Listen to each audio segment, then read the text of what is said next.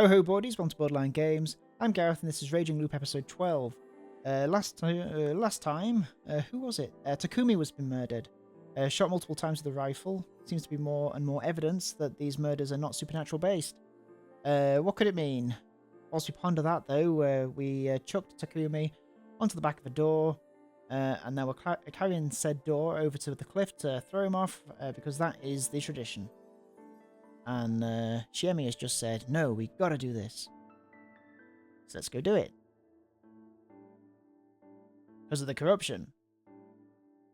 Yeah. I continued asking if she was sure, but she didn't change her mind, so we ended up throwing his body into Saranaga.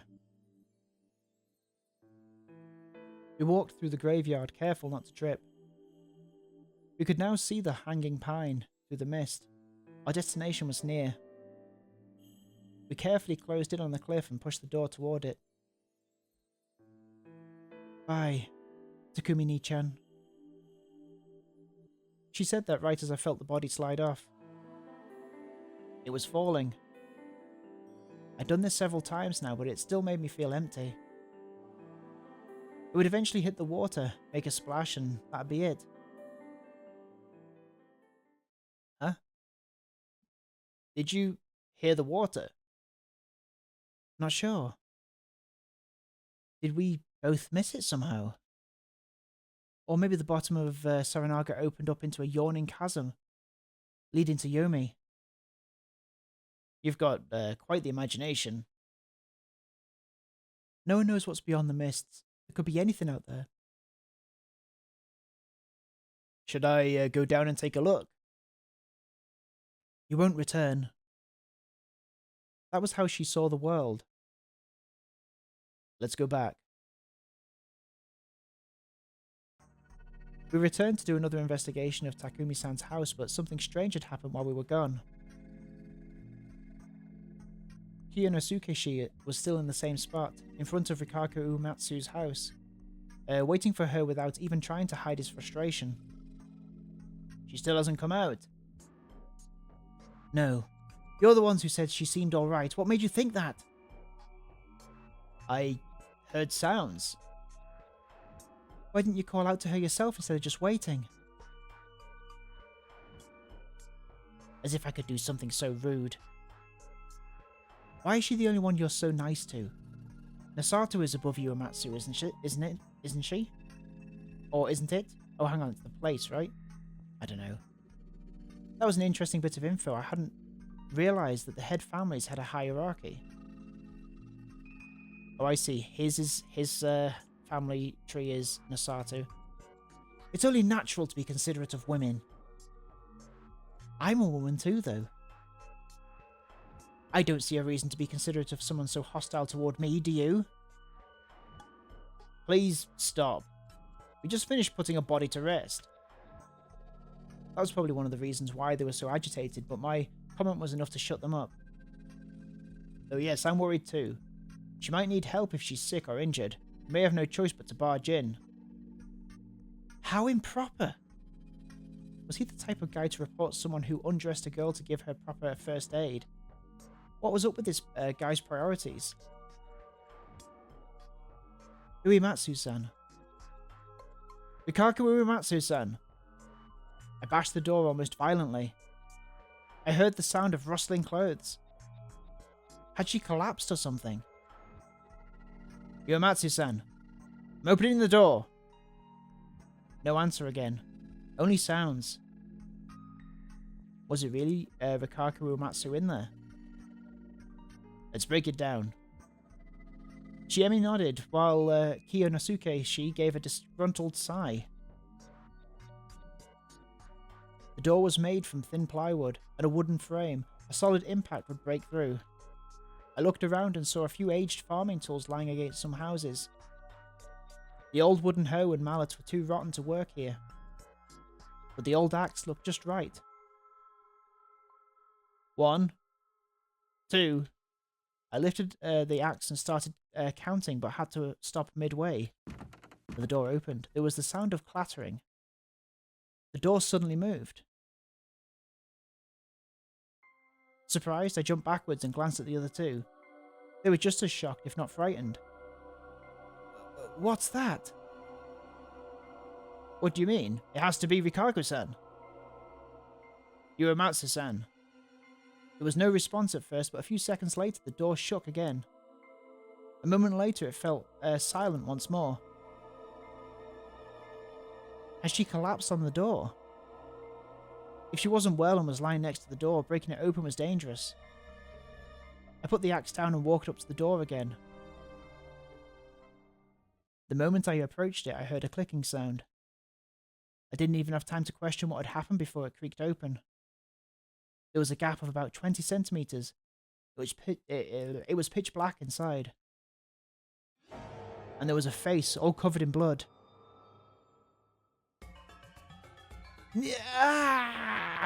Oh my god. It sunk back into the darkness the very next moment, but it was soon replaced by an inhuman scream and an arm that snaked out and grabbed for my neck. The grip had inhuman strength behind it. Oh my god. I ignored Shiemi's and Kunosuke's screams and tried to pry myself free. My throat was on the verge of crushing. The groans continued ceaselessly. The nails dug into my neck and I was being dragged inside. Help! How the hell was she so strong? How the hell was she so strong? This arm clearly belonged to Rikaku Uematsu, so why? Help me! My words got them out of their stupor and they ran up to me. As panic and lack of oxygen dimmed my vision, they grabbed, bashed, and tugged at the arm that was holding on to me. Damn! Damn it! Hey, let go! Just one finger! I don't know how long it took, but when I was eventually freed, Shiemi swiftly slammed the door shut. Bring something I can use to bar the door. Like what? Just shove the axe in it. Sitting on the ground in shock, I simply stared at their exchange. I could still barely breathe. My vision was hazy and I couldn't think clearly. Something inside was trying to get the door open and possibly escape. What it was, though, I had no idea. What had happened to Rikaku Uematsu? How about this? Masato-san, hold it shut. I'll bring the others and we'll barricade it. Haruaki-san, are you alright? Can you stand? Yeah. Actions were more important than words here. Stealing my resolve, I rose to my feet. We gathered everyone who could still move and sealed off Rikaku Uematsu's door and windows with planks, nails, large farming tools, and whatever else we could find. The small house was basically a pile of flimsy barricades now. Everyone was tired from all the work and sat down to rest. What's the point of doing this, though? Someone asked. We could still hear groans and crashing sounds from the inside. No one answered the question, but we all understood that letting that thing out would be a mistake. But what exactly was it, anyway? Hey, Yomabito. That seemed like an answer of some sort, anyway. What do you mean? Corrupted folk that come from Yomi. You know, don't you?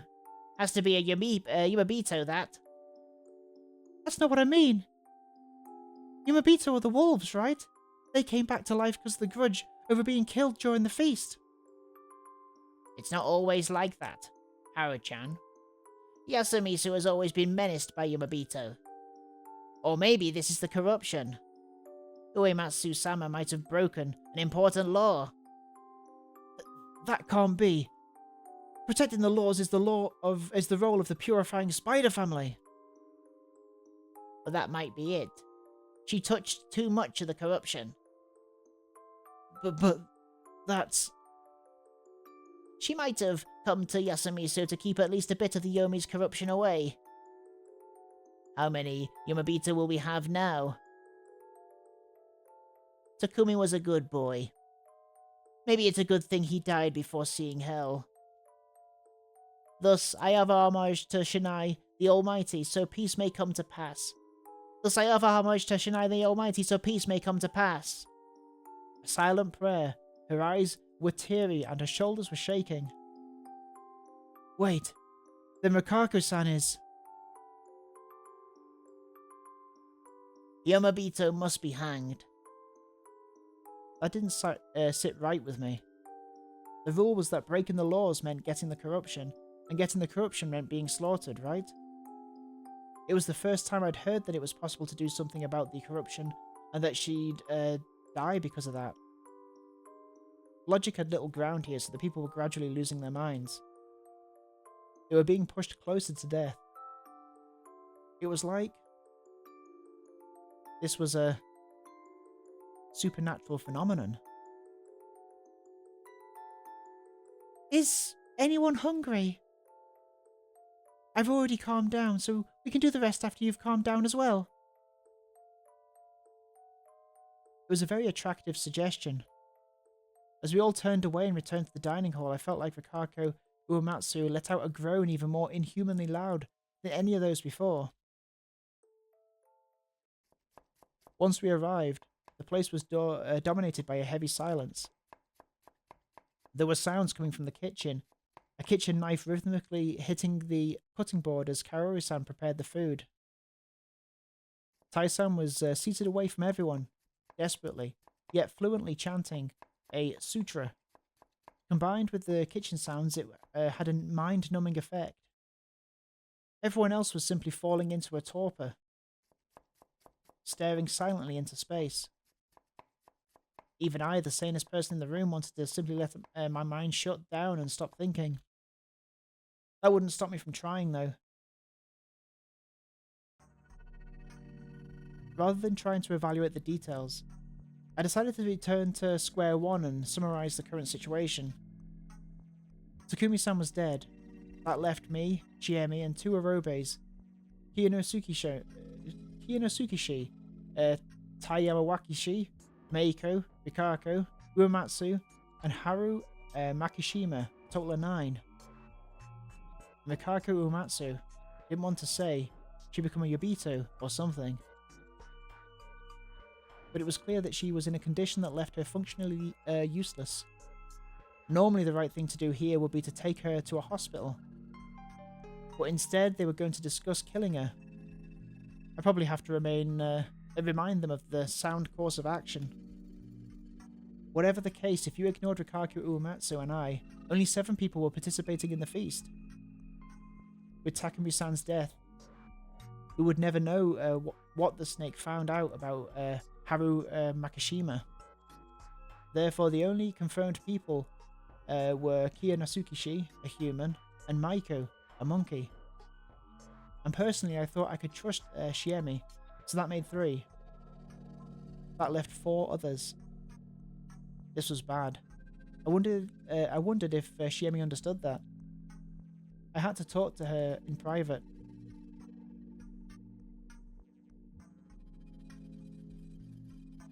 Ah, where's Oni-chan? We'd kept Maiko away from all that had happened this morning, so she was still in the dark about Rikako-san. She's not feeling too good. Leave her in peace. Okay, hey, can I go outside? Isn't it dangerous? I'll look after her. She'll be safe if she stays close. The 2 left. Yasunaga. What? There's something I want you to fetch. I'm going to use the bathroom. More and more people left. They probably didn't feel comfortable standing up until now. Tai-san had just continued chanting. It was like she lived in another world. Besides her, all that was left was... Ooh. Haru-chan. The way she constantly shifted in her seat made it pretty clear that she felt uncomfortable. Sorry about Takumi-san. I tried talking to her. Yeah. Shiene always relied on him. What about Rikako Uematsu-san? I didn't like her. She creeped me out. Chiemi-chan seemed fine with her, though. That's because she's strong. When did Uematsu-san arrive here? 2 or 3 years ago, not recently at least. That seemed like plenty of time to get to know a person if you ask me. Or maybe not. Yasumisu's people had been suffering at the hands of the village heads for generations. Of course they couldn't just accept her. I hear she's one of the village heads, but what kind of family are the Uematsu anyway? What do you even want to know? How many times do we have to tell you that you're an outsider and should just stay out of all of this? Oh, sorry, that was insensitive of me. Let's talk about something else then, alright? Fine. I looked around as I saw Yasunaga-kun walk upstairs. I lowered my voice and asked, what was, Moki to you? Why are you asking? To make up for his lack of funeral. Huh? In funerals, you talk about the people who passed away, right? I remember hearing that gives their souls peace. This is unexpected. What is? I thought you were cold and heartless. I didn't think I'd hear something about peace in the afterlife from you. That was just rude. Moki was an Osato, but he never acted like he was better than anyone. He was weird and as much a troublemaker as Shioni, but he never hurt anyone. Everyone said he wasn't right in the head, but I didn't think so. He was really funny. I think he would have been really popular if he appeared on TV. He was 1 year older than me, but he treated me like someone his own age. I always had tons of fun with him. He got along really well with Nichan too. He did? Yeah, they were always together. And they were like a pair of heroes in school. They got along so well that I sometimes felt lonely with them. Her visage dimmed. I felt like she was easier to understand than most. If Moki had really liked her, it must have been a tough love. She hadn't even looked at him in that regard, and being with Yasunaga-kun even made him a target of her jealousy. But he's gone now. Yasunaga-kun must feel terrible. Yeah. Why not help him out? Yasunaga-kun was going up the stairs again. I gestured at him with my chin. Huh? He's doing something for his mum. And Shieme-chan's outside. I don't think he can replace Moki, and Shieme-chan's probably the best person for the job. But even if they are the ones who'll make the final decision, there's no reason to hold yourself back in the meantime, right? You want to help him, don't you? Yeah. You too? Well, Shieme gave me way more than just a meal and a place to stay. I won't say I don't have any ulterior motives, but more than that, I just want to support her. She seems to be suffering at the hands of things I can't even comprehend. Yeah, I think I misunderstood you. I can't blame you. Are you going? Yeah, I still need to apologize for yesterday. Then I'll go outside too. We stood up at the same time. Though Hara-chan was always on edge, deep inside she was a really honest girl. I worried that she'd fall victim to some scumbag like me down the road. Oh. What? Maybe you should really run out. Never mind. Forget I said anything. She cut herself short and hurried upstairs. Weird. Apparently I'd gained some of her trust, but it didn't look like I could get anything more useful than that bit of advice. Unlike the other inhabitants, she just believed that escape was possible. That was why she tried to do it yesterday. That might have been the extent of it. So, who do you suspect? Haru-chan and Yasunuka-kun. I walked up to Shiemi, who was looking after Meiko, and we started a conversation. I can understand Haru-chan, but Yasukun. We have 4 suspects. Tai-san, Kaori-san, and them. He was the only one out of those who was outside when Moki died yesterday.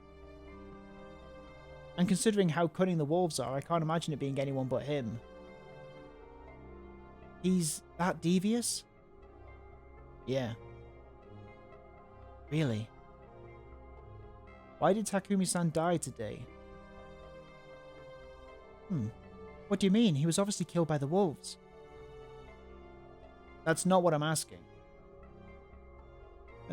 What do you mean? Oh, I think I get it. Because the spider didn't protect him. Right. The spider is probably already dead. Wait. When you think about it, on the first day, Takumi-san was protected by the spider. And yesterday, no one actually said that the spider should protect someone else, right? Yeah. That means that the spider once again protected Takumi-san. He's way too valuable. At least that's what should have happened if the spider was still alive. Well, that's true. Since the feast started, the ones who died before Takumi-san were Kanzo-san, Yoshisuga-kun, Moki, and the old man who cried wolf. Oops. Get off. One of these 4 was the spider. The wolves realized this killed him and then went for Takumi-san. I see. The wolves realized this, killed him, and then went for Takumi-san. That's the only logical explanation. Huh. Aren't you overthinking it? What if they just assumed the spider was gone because 4 people died? That's the optimistic take, but if we're actually dealing with someone clever, underestimating them would be a fatal mistake. But how'd they find out who the spider is? You're too loud. It's nothing, Meiko-chan. She resumed scribbling on the ground. She was completely absorbed in it, for some reason. I think it's likely that the wolves guessed who was the spider. But how? You told me that on the first day, Kanzo-san let Yasunuka-kun talk for most of the feast, and only made the final decision, right? He looked like a more proactive type to me. I doubt he'd agree to not hang anyone on the first day. Well, that's true, but what about it? If he'd spoken up and taken the initiative, he could have easily controlled the situation, and most of the decisions would have been good calls. That was why he was such a good target for the wolves. That's what we thought, right? That's true, but we also thought the same thing about Yasukun.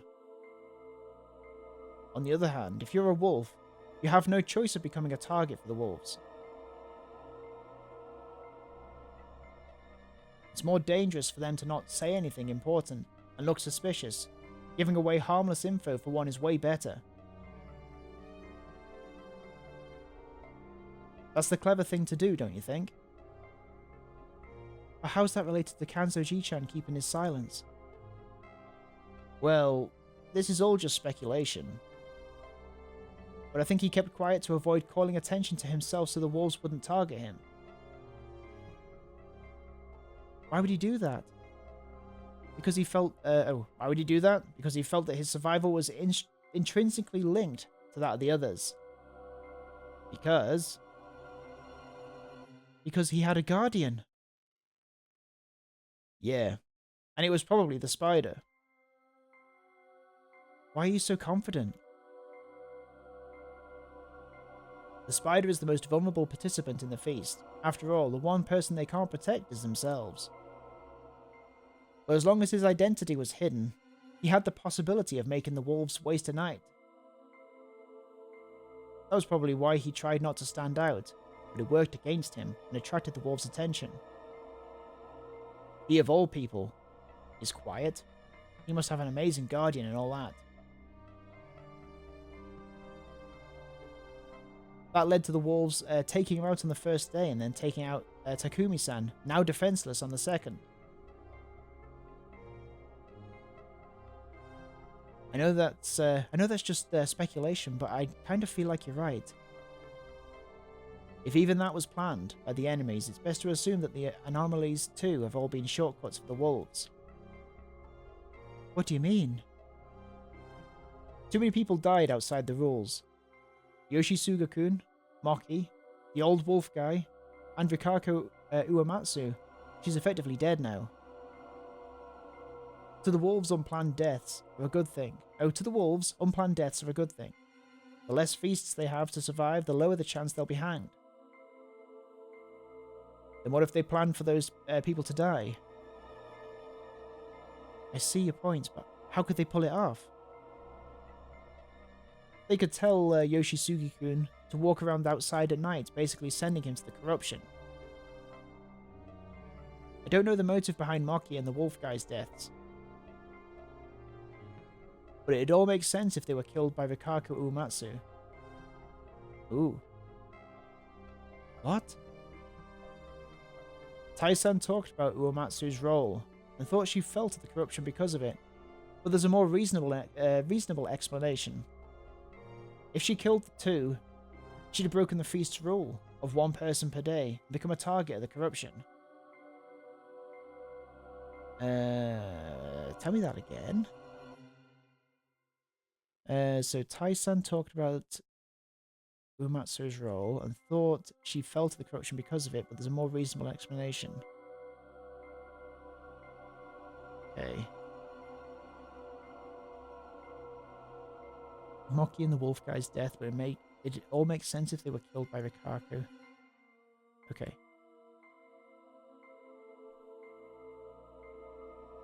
I put aside the idea that they were apparently two types of corruption. Slaughter and madness. But how? Did you see the clothes she wears? She wouldn't have the time to change. And there's no way she could have won against two men, right? Then how about this? Moki or the wolf guy killed the other one, and the one who survived was killed by her.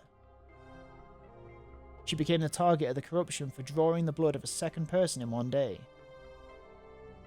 I don't know about the clothes, but it could be solved by a large apron or something. We can't say it's impossible until we verify it. But even a single guy sounds like too much for her. One of them was senile, though. Or maybe they were weakened from trying to kill each other. Kill? What? How do you think? How could you think something like that? Again, it's all just speculation. I don't even know the motive, but it does make sense. But how is that related to the wolves' conspiracy? I don't know the motive here either, but if they knew her weakness or something, they could have goaded her into killing them.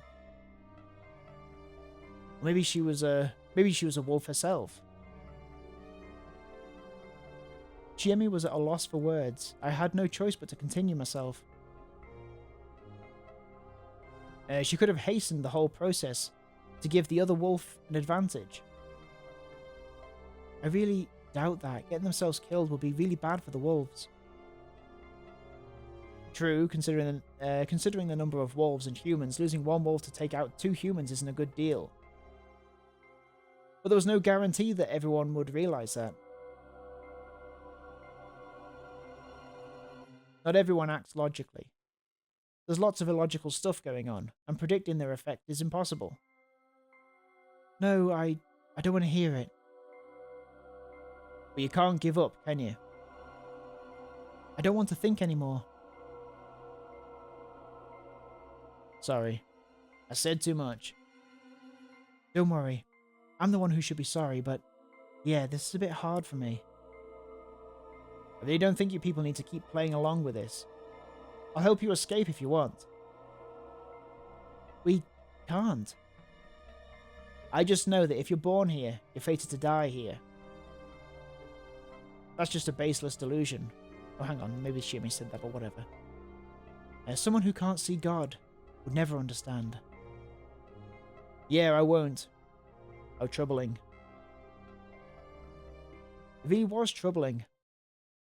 If this was some tabletop fun for the whole family game, I'd have already punched the GM and left.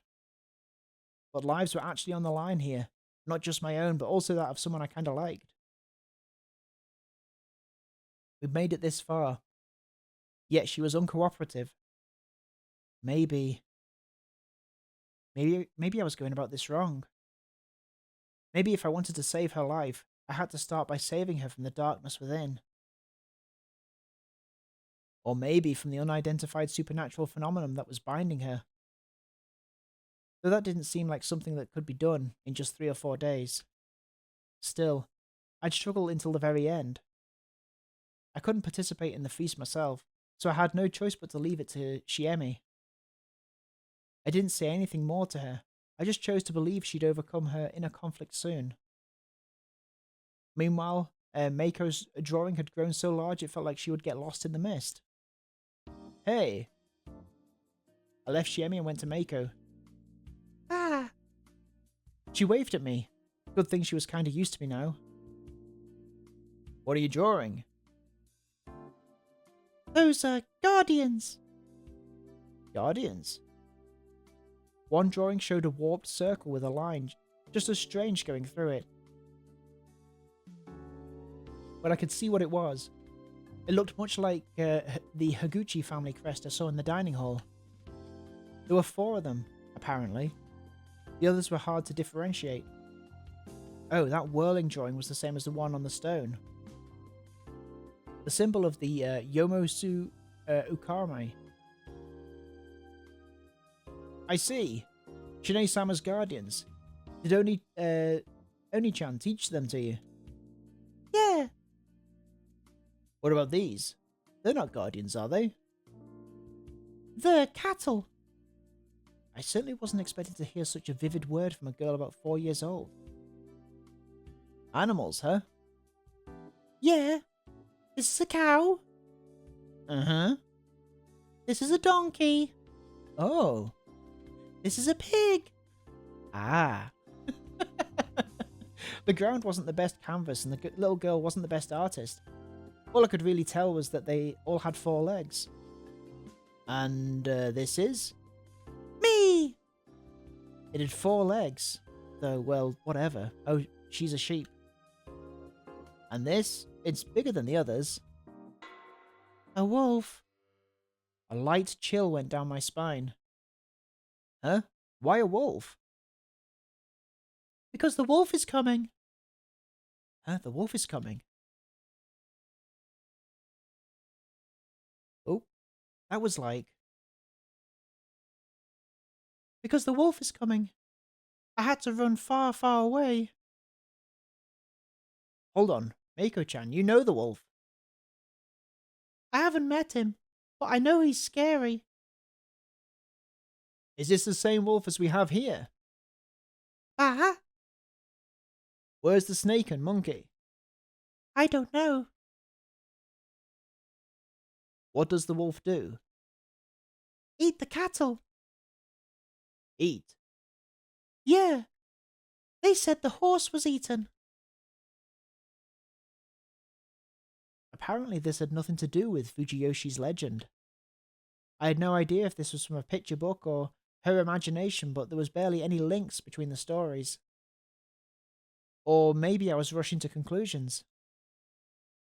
Who told you this story? It really happened. Where? When? Where then? Far away. Far away, huh? I've been walking for so long. Well, it didn't look like I could get any details from her. If far away referred to the land of myth, and it actually had truths regarding Fujiyoshi's legend, they weren't told here. What the hell was I thinking? Land of myth? How stupid. I should just calm down and file it under more info that made no sense to me. I see. It must have been hard. I'm hungry. Same here. Let's go back. Okay. As we turned around, I saw Shiemi stand up in the mist again and hesitantly beckon to us. Looks like the food's ready.